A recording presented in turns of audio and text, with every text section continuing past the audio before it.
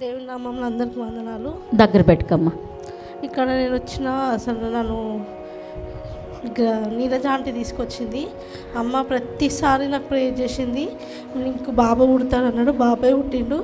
నాకు ఫస్ట్ బాబు చనిపోయిండు, అప్పుడు నేను ఇక్కడ రాలేదు. అమ్మతో నేను ఏ ప్రేయర్ చేయించుకోలేదు. సెకండ్ బాబుకి వచ్చిన ప్రేయర్ చేయించుకున్న ఇక్కడనే కన్సీవ్ అయినా. ఇంకా స్టిచెస్ వేసి అప్పుడు అమ్మ ప్రార్థన చేసింది. డెలివరీ టైంలో గిట్ట అమ్మ ప్రార్థన చేసింది. ప్రతి విషయం ఫోన్ చేయంగానే అమ్మ లిఫ్ట్ చేసి, అమ్మ ఏం కాదు నువ్వు మంచిగా ఉంటావు, ప్రతి ఒక్కటి ఇట్లా ప్రేయర్ చేసింది అమ్మ. ఇంకా మా చెల్లి ఇట్లా వెళ్ళిపోయింది. రావాలని మేము మా అమ్మకి ఫోన్ చేసి అడిగితే వస్తుంది అన్నారు. మంచిగా ఘనంగా పెళ్లి గిట్ట చేసినాం మొన్న 6th.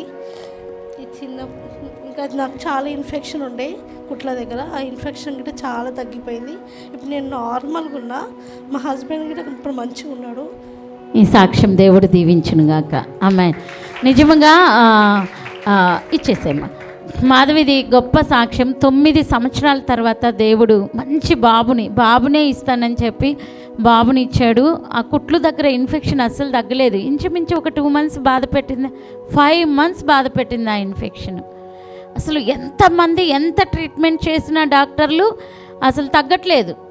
ఒకరోజు బాధతో వేదంతో కాల్ చేసినప్పుడు దేవుడు డాక్టర్ చూసి చెప్పాడు, నీకు మళ్ళీ ఆపరేషన్ చేయాలి, లోపల మళ్ళీ ప్రాబ్లం ఉంది, అందుకే నీకు ఇన్ఫెక్షన్ తగ్గట్లేదు, మళ్ళీ దాని మీదనే మేము ఆపరేషన్ చేస్తామని చెప్పినప్పుడు చాలా బాధతో వేదంతో కాల్ చేసినప్పుడు దేవుడు ఒక మాట చెప్పాడు, మరలా ఆపరేషన్ జరగదు, ఇన్ఫెక్షన్ 3 daysలో తగ్గిపోతుంది. అంటే కరెక్ట్గా 3 daysలో తగ్గిపోయింది. దేవునికి మహిమ కలుగును గాక.